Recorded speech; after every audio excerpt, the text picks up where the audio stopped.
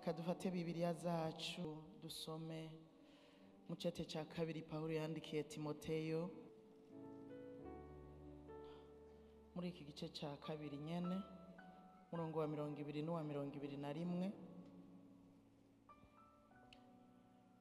Haravuga ngo mu nzu nini y'umutunzi niho habamwe ibikoresho byo mu nzu byacuzwe mu izahabu no mu ifeza gusa, ariko habamwo n'ivy'ibiti n'ivy'ibumba, kandi bimwe babikoresha iby'icubahiro ibindi babikoresha ibiteye isoni.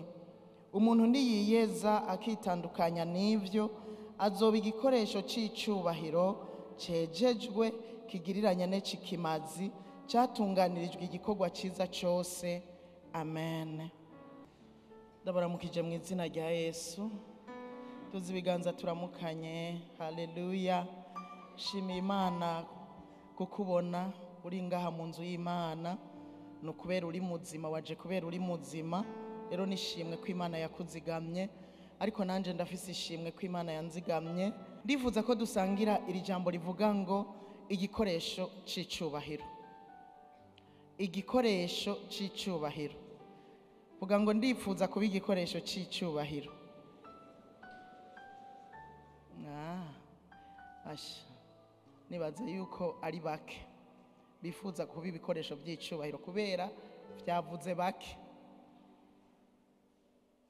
Jewe ndifuza kuba igikoresho c'icubahiro. Sinzi wewe.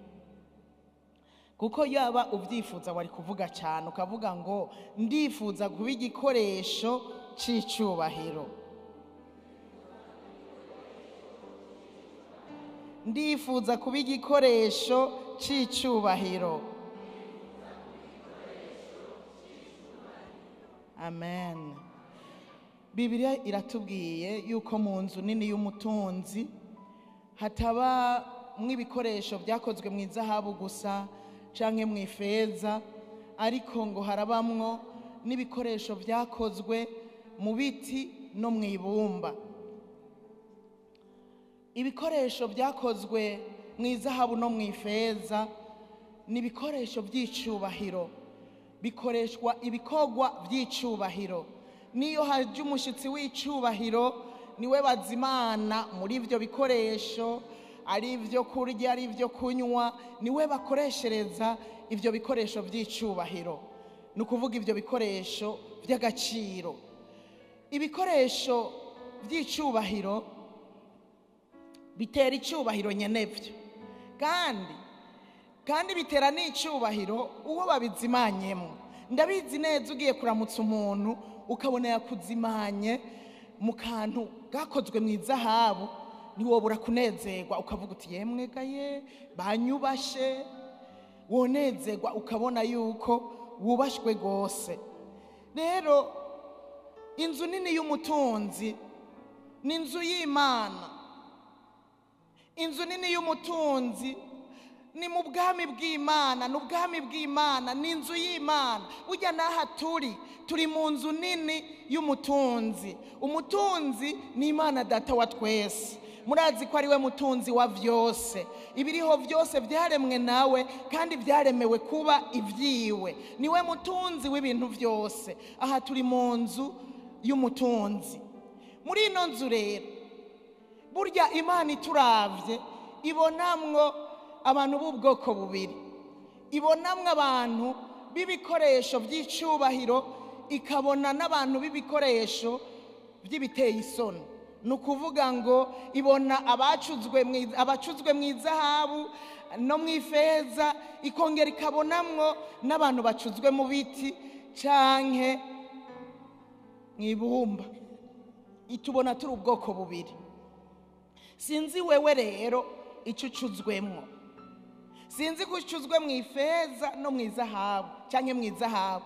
Sinzi ko ucuzwe mu biti canke mu ibumba. Izahabu be n'ifeza ni ibintu bikomeye. Ni ibintu bikomeye bidapfa kumeneka.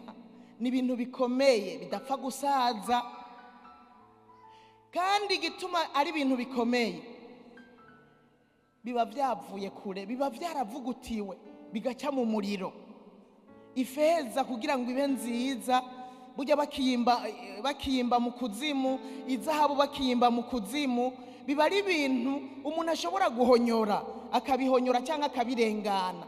Ariko bamaze kuyicisha mu muriro, bakayikora neza, bakayitunganya neza, irakayangana. Hamwe umuntu ayibonye adakekeranya ko ari izahabu, hamwe umuntu ayibonye atona yirengana. Ndazi hariho abantu ngaha batarakora ku izahabu, atazahabu barakora, ariko ndabizi neza uciye aho mwibarabara ukasanga iryamye mwibarabara, ntawo yirengana, ntayo worengana. Ndabizi kutoyimenya na nyokuru yobona akantu kariko karaca ibibatsi akavuga ati aka kantu sindakarengana, yobona ko kadasa n'ibindi bintu. Haleluya. Mugabo isakurya yabanje guca mu muriro, yavugutiwe igakugwamwo inkamba zose, hanyuma ikabona kuba iy'agaciro, abantu bashobora kwifuza, abantu bashobora guhurumbira. Haleluya, haleluya. Natwebwe kugira ngo dushobore kuba ibikoresho by'icubahiro, burya birasaba ko tubanza kuvugutigwa, birasaba ko tubanza guca mu muriro. Haleluya. Birasaba ko tubanza guca mu muriro. Ntushobora kuba igikoresho cy'agaciro utavugutiwe, ntushobora kuba igikoresho cy'agaciro utaciye mu muriro. Umuriro wacu rero ni ibibazo, ni ibigeragezo. Burya ntuze wanke kugeragezwa, burya nivyo nkunda kuvuga ko atawo bihamagara ati ibigeragezo. Hari ibihe nihamagariye ibigeragezo ntabizi, bimwe byo gusenga ngo Mana je ndashaka intahe, ndashaka intahe, je ndishakira intahe. Ewe uzusenge kushaka intahe uzoyironka. Je ndashaka intahe, je numva nshaka intahe. Iyo ntahe rero yavuye mu muriro, yavuye mu muriro. Ariko kandi biranaryoshe kugira intahe, biraryoshe kugira intahe.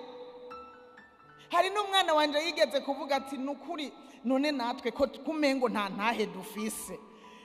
Narahoze ndavuga nti Mana yo mwijuru akihamagarira intahe iyo yazoyironka. Haleluya. Rero ariko nagira ndakubwira yuko kugira ubi igikoresho cy'icubahiro biragusaba kubanza guca mu muriro, kubanza guca mu bigeragezo. Haleluya. Imana nivira dufise ku mugambi, burya iduhamagara, yaduhamagaye kugira ngo iraturobanura, iturobanurira ibikorwa kanaka, iragomba kuyikorera. Ariko hari igihe Imana ikuravye uyu munsi ibona yuko utari igikoresho cy'icubahiro, ikakuraba naho uyu muntu namuteguriye yuko azokora ibi n'ibi n'ibi, ndabona yuko wapi nta kigenda, uyu munsi ndabona ko ataco yomfasha, igaca rero irondera kugucisha mu muriro. Nivyo vyabaye kuri Mose. Mose Imana burya yari yamuzigamye muri ba bana bariko bararimbugwa muri cya gihe cy'Abisirayeli bari muri Egiputa. Imana imuzigama kugira azobe kirokora kuri bene wabo b'Abisirayeli. Hanyuma Mose amaze gukura aramenya ko ari Umwisirayeli nubwo yakuriye ku kirimba kwa Farawo. Amaze kubimenya arabona ibibazo abiwabo barimo, aravuga ngo yo jewe ibi bintu bariko barabakorera. Asanga ngo abantu bariko baragwana, umunyegiputa n'Umwisirayeli bariko baragwana, aragenda caramwica wa munyegiputa. Urumva Mose agomba gutangura kurokora abiwabo. Mugabo ntihari bwagere, ntiyari bwace mu muriro, ntiyari bwavugutigwe. Imana iraraba ati burya Mose naho ugira utangure gukora ibi bintu sindagutuma neza uko uzobigenza, nuravugutigwa navyo woshobora. Urumva yariko akora mu bi-emotion, mu nguvu ziwe. Hari igihe duhaguruka tukinjira, umuntu akumva umuriro uri kuraka, akinjira agakora ibintu ugasanga turiko tubikora mu bishika. Imana rero ikituma bigenda kujya nyene acarahunga kubera nyene bavyamenyekanye ko yishe umuntu. Imana ikimujana mu muriro.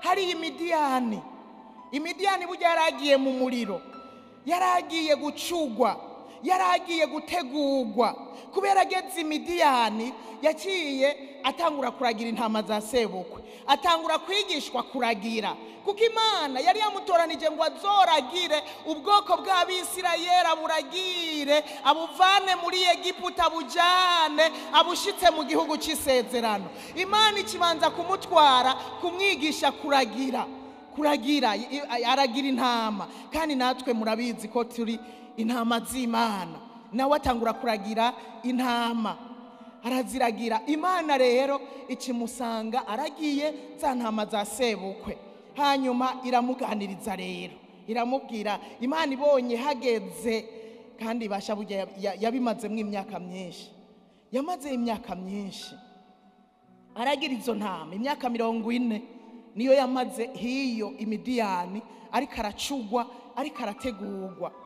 Imana rero ikimusanga inyuma y'izo ntama, iramuganiriza muri cya gisaka cya kumuriro, iramuganiriza. Ibonye yamaze kumera neza, yamaze gucugwa, yamaze kuba uwe igikoresho cy'icubahiro Imana ishobora kwikorako, iramubwira ati Mose, nabonye imibabaro abantu banje barimwo, ni wewe wo kujya kubakura muri iki gihugu cya Egiputa. Mose ntiyavyumva, Mose ntiyabitahura, ati jewe vyogenda gute? Navuye hariya nkoza amadega, navuye hariya mpunga, nosubira imbere ya Farawo gute? Ntiyamenya ko ari Imana yaretse ngo bigende uko kugira ngo imutware agende gucugwa. Haleluya, haleluya, agende guca mu muriro. Na wewe kugira ube igikoresho cy'icubahiro, nimpaka uce mu muriro, nimpaka ucugwe neza, nimpaka uhingurwe neza. Haleluya. Imana izomenya uko ibigenza. Kandi burya Imana nagenda babwira ngo iduhingura tutanabizi, iduhingura tutanabizi. Hari ibintu ducamwo, kumbe ukavuga kumbe mu nyuma akaba ari utagura, kumbe Imana yariko irampingurira iki gikorwa cy'uno munsi. Nico gituma yaretse ngo burya ubitahuye ukibirimwo nivyogenda neza. Nico gituma yaretse ngo nce hariya meruku bigenduku, kwari kugira ngo uyu munsi nshobore kumubera igikoresho cy'icubahiro. Imana idufashe cyane. Haleluya. Wewe ukozwe muki? Ukozwe muki? Haleluya. Uko biri kose dutegerezwa kwifuza kuba ibikoresho by'icubahiro. Wifuze kuba igikoresho cy'icubahiro. Kuba uri umukristo, nagira ndakubwire ko atari byo bikugira igikoresho cy'icubahiro. Twese turaba Kristo, twarakiriye Yesu nk'umwami n'umukiza. Burya ibi byacuzwe mu izahabu no mu ifeza, n'ibyacuzwe mu biti no mu ibumba, byose n'ibikoresho. Nukuvuga kuba twarakiriye Yesu nk'umwami n'umukiza, twarahindutse ibikoresho. Burya twari duhindutse ibikoresho, ariko kuba igikoresho cy'icubahiro,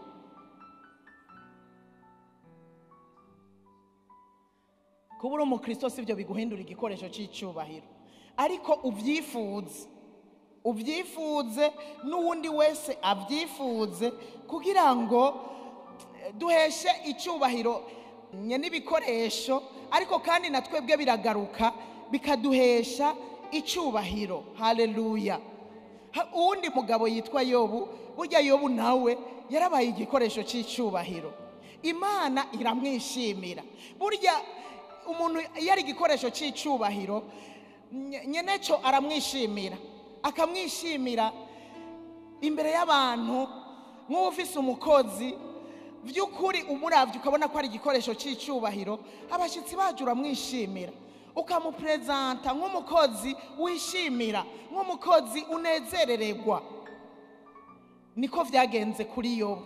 Yobu cyari igikoresho cy'icubahiro, Imana ikamunezerererwa. Hanyuma niho yabwira Satani, mbega wabonye umukozi wanje Yobu ukuntu anyubaha, ukuntu agororotse, ukuntu atunganye?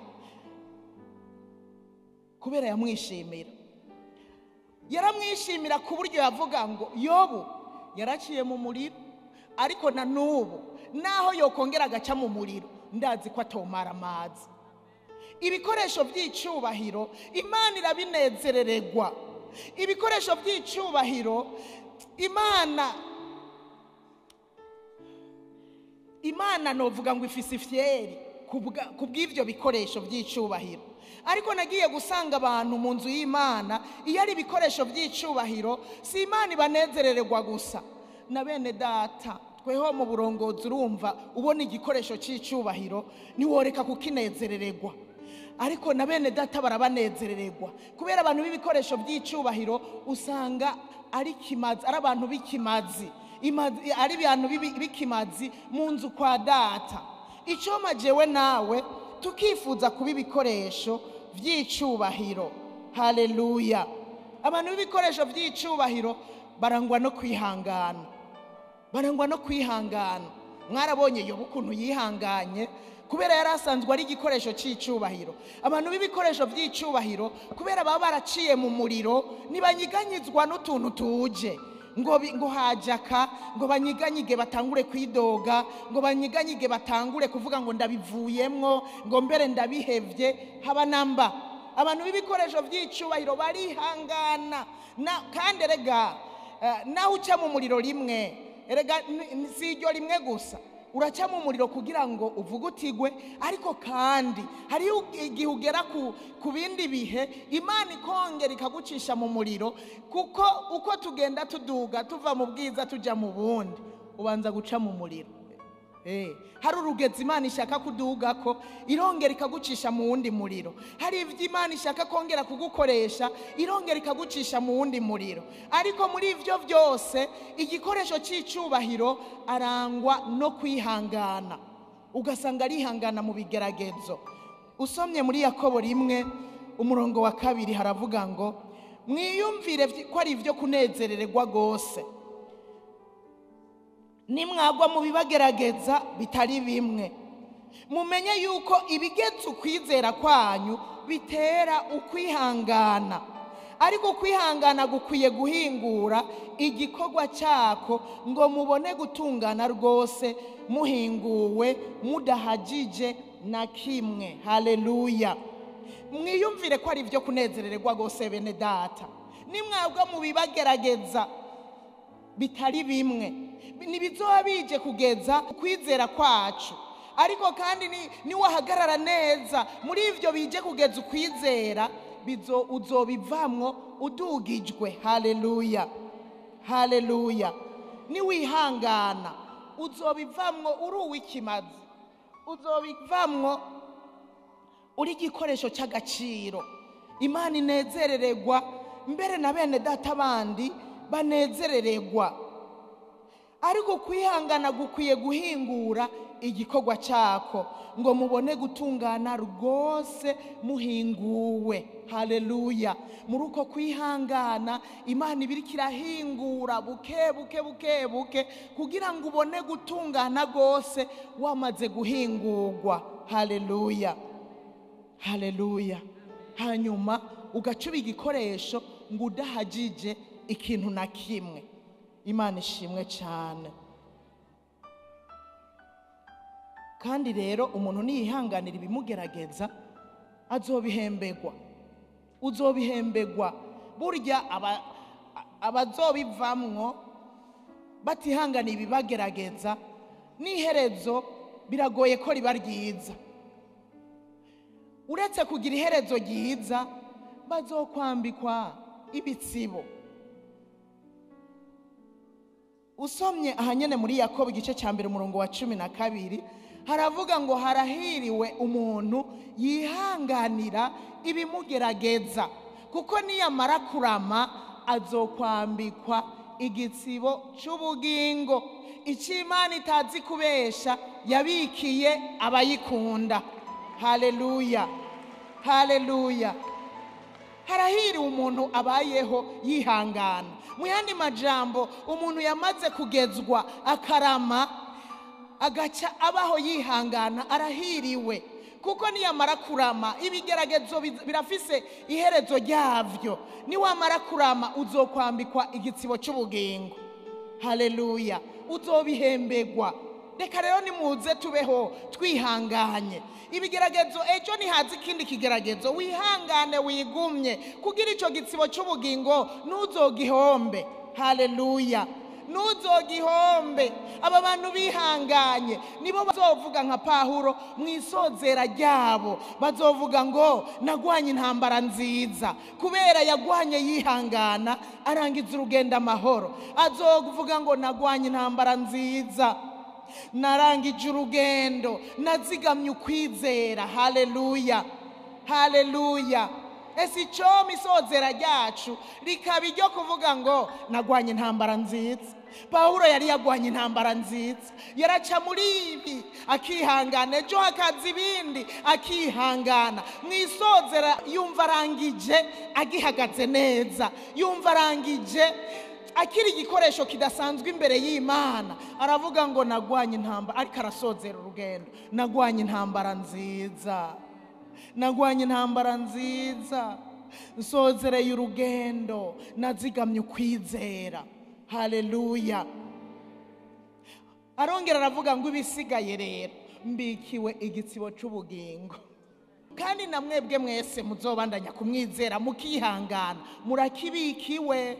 Iki gitsibo si ca Pawulo wenyene, na wewe wuno musi uzoba igikoresho c'icubahiro kigirira ikimazi Data wa twese. Nagira ndakubwire ngo ico gitsibo urakibikiwe mu izina rya Yesu. Haleluya, ico gitsibo urakibikiwe.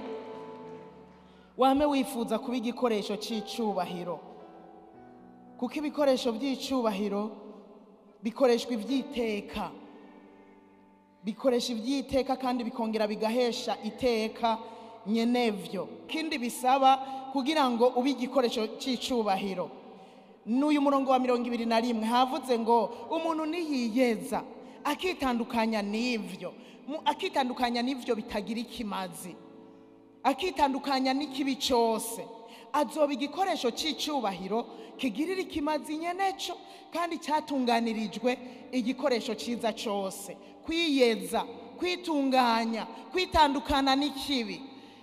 Umwanditsi wa Zaburi aravuga ngo tandukana n'ibibi umatane n'ivyiza. Uzoca uba igikoresho c'icubahiro kigirira ikimazi nyeneco.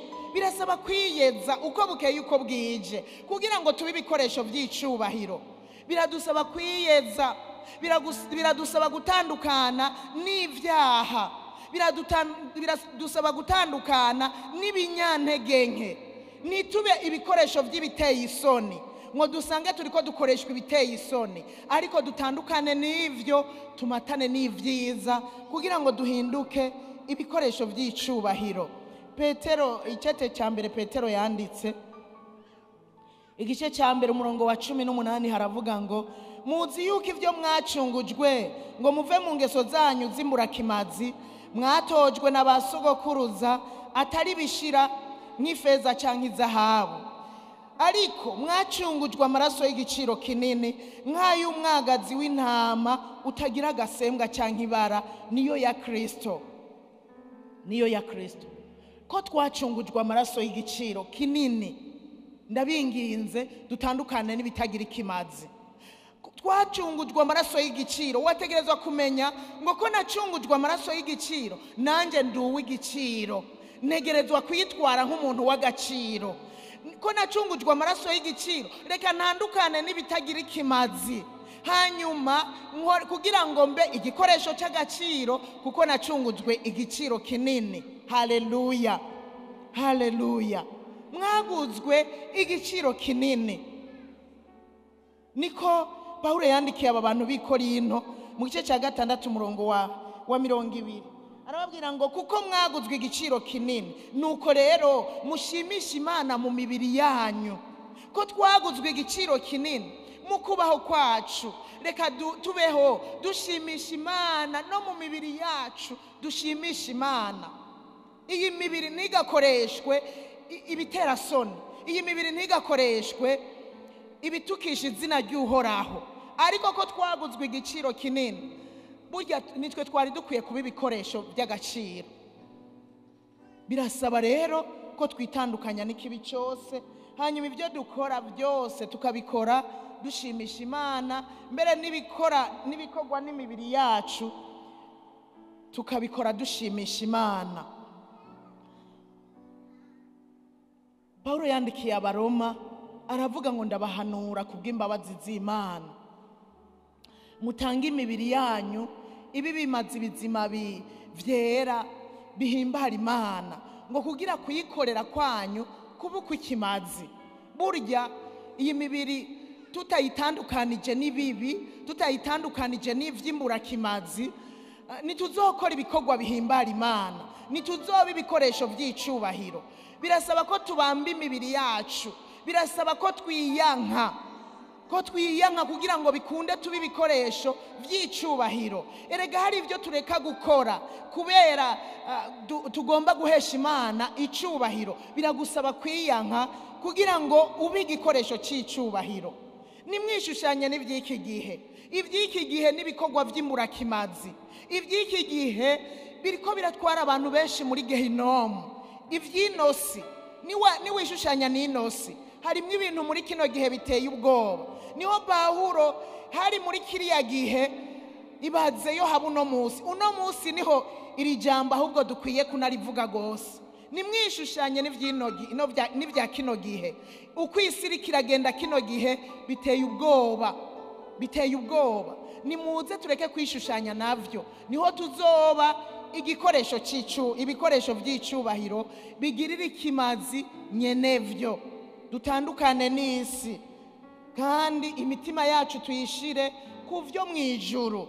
Nimba vy'ukuri dutandukanye n'isi, dutandukanye n'ivya kino gihe, imitima yacu tuyimatanye n'ijuru, turangamiza ibiri mwijuru, aba ari byo dushira ku mutima uko bukeye uko bwije. Ibyo gukorera Imana, ivy'ijambo ry'ukuri, dushira umutima ku kwitwararika kugira iherezo ryiza.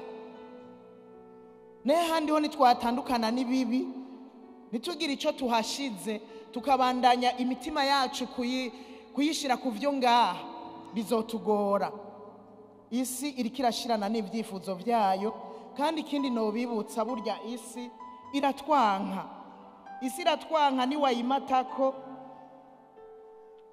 Niwayimatako umenye ko ikwanka. Abantu bariko barakurikira ikibanka, bagatera ibitugu Imana ibakunda. Isi iratwanka, ivyo mubimenye, isi iratwanka. Naho usanga abantu bayimaseko, naho usanga abantu bariko baragerageza gukora ibinezereza inosi canke gukora ibinezereza b'isi, isi iratwanka. Imana ishimwe, Yesu yaranadusengeye aravuga ngo naho biruko ndabasize mw'isi, nubakure mw'isi, ariko uyibazigamiremwo. Arongera arasenga ngo barinde wa mubi bakiri muri ino si nyene. Imana idufashe cyane. Isi ntuyimate, irakwanka.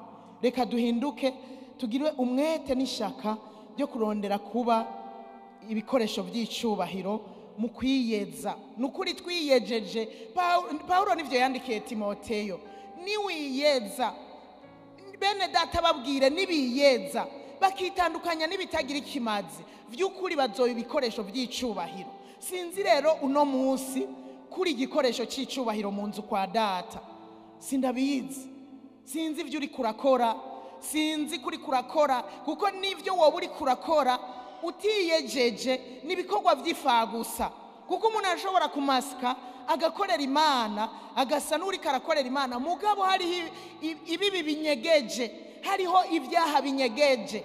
Reka dukuremwo ibibi vyose, dukuremwo n'ibitwanduza vyose, hanyuma dukorere Imana mukuri no mu mpwemu. Tubi ibikoresho vy'icubahiro, tubi ibikoresho bihesha icubahiro nyenevyo Data wa twese abona akatunezerererwa. Niho kuyikorera kwacu kuzogira ikimazi, bigire ubushobozi, ibyo dukora bigire n'ubushobozi. Haleluya. Kandi ni ku neza yacu, nubwo na nyene vyo tumugirira, na nyene ibikoresho tumugirira ikimazi, ariko ni no ku neza yacu.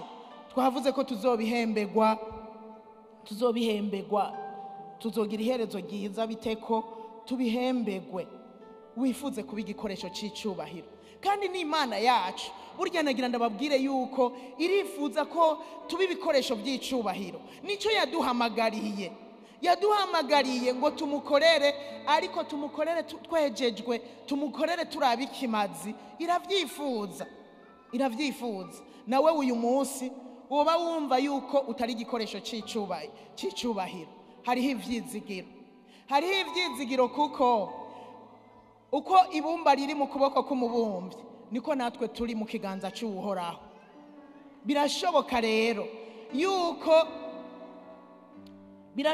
umwemereye nyene, mwemerera aguhingure. Yeremiya niwe yigishirijwe kuri uyu mubumbyi, Imana imuhamagaye ishaka kumubwira yuko hakiri ivyizigiro Abisirayeli ko bashobora kugaruka kuhoraho kuko bari bavuye ku Mana. Imwigishiriza ku mubumbyi, aragenda iramubwira ati genda umanuka uje ku mubumbyi. Agezeho asanga uwo mubumbyi ariko arabumba ikintu ciza, hanyuma ngo azabona cononekariye mu maboko yiwe. Erega burya twononekariye mu maboko y'Imana.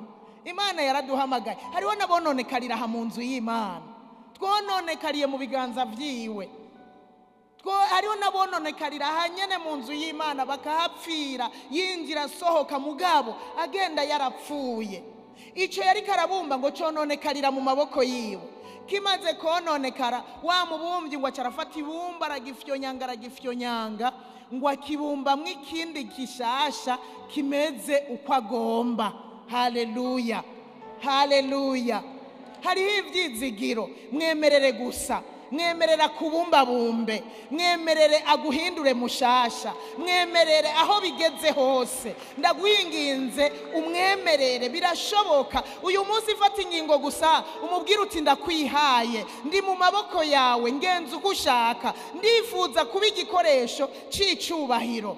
Mwemerere. Birashoboka kwa kubumbabumba, birashoboka kwa guhingura gose, ukahinduka igikoresho c'icubahiro kimugirira ikimazi. Hanyuma ugukorera Imana kwawe kubuka ikimazi kubwawe, kubw'abandi, bien sûr no kubw'Imana yacu Data wa twese. Haleluya. Sinzi uko uhagaze, sinzi bene data, sinzi. Niwombwira ngo uri igikoresho c'icubahiro tutanakubona no mu nzu y'Imana. Niwombwira ngo uri igikoresho c'icubahiro atacu uri kurakorera Imana by'ukuri. Sinzi kuri igikoresho c'icubahiro mu isoko bigaherera mu isoko, mugabo kameme woza uraza ugacishamwo na hano ukaba igikoresho c'icubahiro.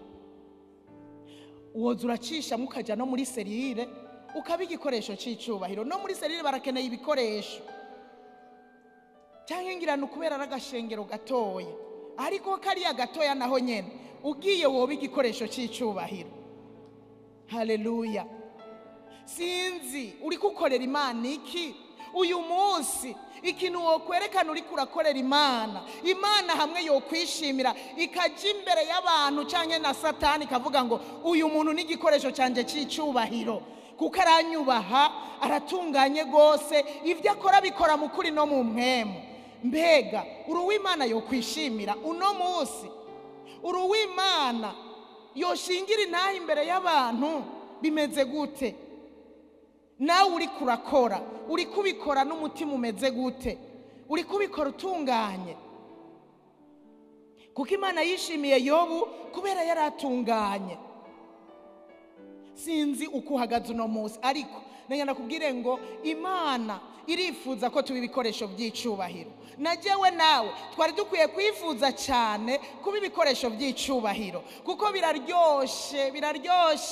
Umuntu w'igikoresho cy'icubahiro arifuzwa mu nzu y'Imana, arifuzwa na bene data, arifuzwa uretse ko Imana imunezerererwa no hagati ya bene data arifuzwa.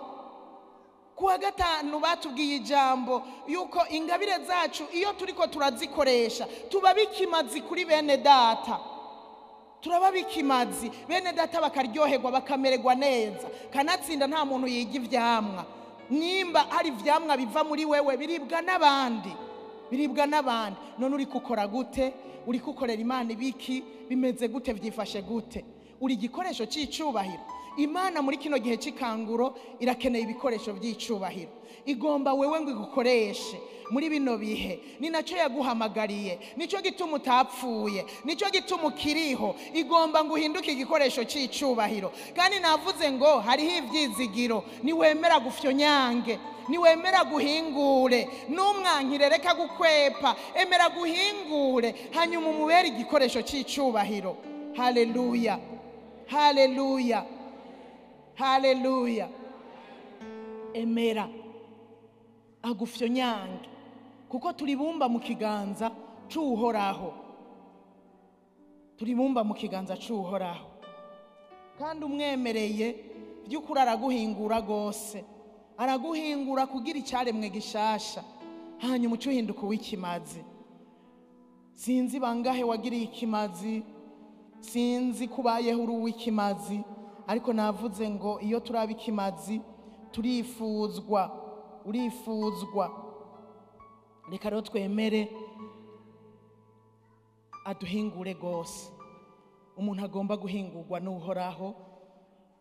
Kumbure watahuye ati nsanze ataco nari bwakore, nsanze ntari igikoresho c'icubahiro.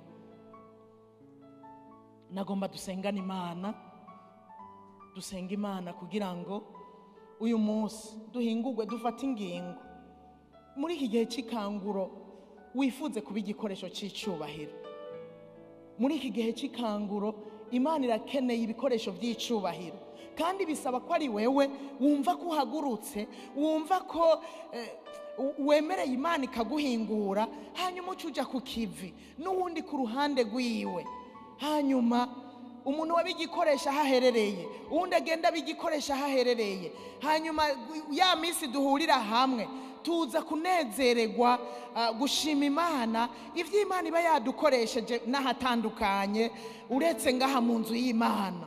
Mbega mu kibano uri igikoresho c'icubahiro, mu isoko aho udandaza uri igikoresho c'icubahiro, canke uri umururazi, canke ukora ibiteye isoni, ugahinduka igikoresho gikoreshwa ibiteye isoni. Erega ari abantu b'ibikoresho b'ibitera soni, uza wumva nyene aho baherereye, aho badandariza, aho baherereye, aho baba, ukumva ngurya muntu na maze imisi numva terme ivuga ngo ni igikashi.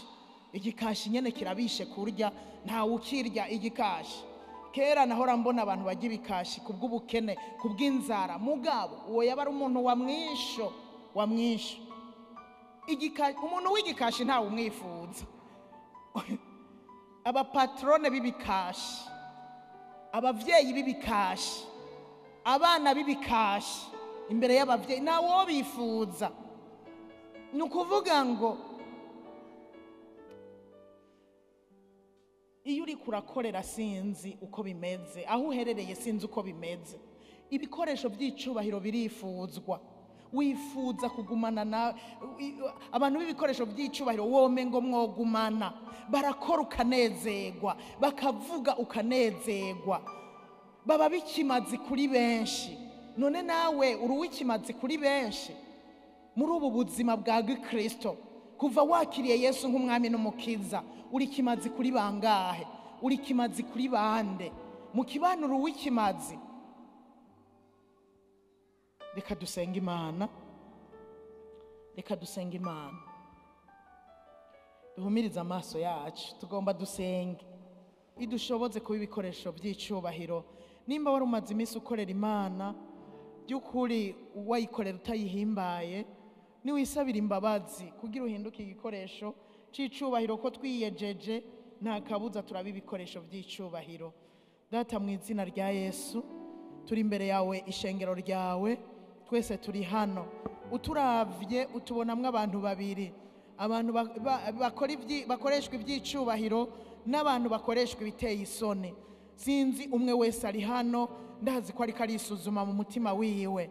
Data, ndasenga ibi ibyahora bituma mwene data akoreshwa ibiteye isoni, ni ukuvuga vy'icyaha, ndasenga mu izina rya Yesu Kristo, uhereye uyu munsi umuhingure rwose. Reka guha ubugingo bwiwe umuhingure kugira ahinduke igikoresho c'icubahiro kikugirira ikimazi mu izina rya Yesu Kristo. Iminsi amaze mu nzu y'Imana arayizi, ivyo arimwo arabizi, ivyo ariko arakora arabizi. Aho yatahuye ko atari igikoresho c'icubahiro, ndasavye nk'uko ibumba riri mu kuboko k'umubumvyi, Mwami niko turi mu maboko yawe, duhingure rwose kugira duhinduke ibikoresho vy'icubahiro, tugire ikimazi tugihumeka impwemu z'abazima. Muri kino gihe c'ikanguro tuba ibikoresho vy'icubahiro, muri kino gihe c'ikanguro duhinduka bikimazi mu izina rya Yesu Kristo. Bakugirira ikimazi mu bikorwa bitandukanye, mu kibano tuba bikimazi, ku kazi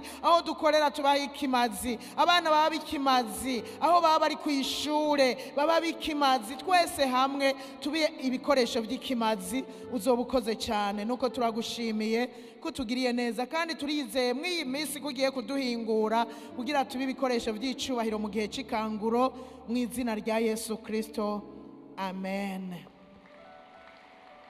Mwami Yesu abahezagire.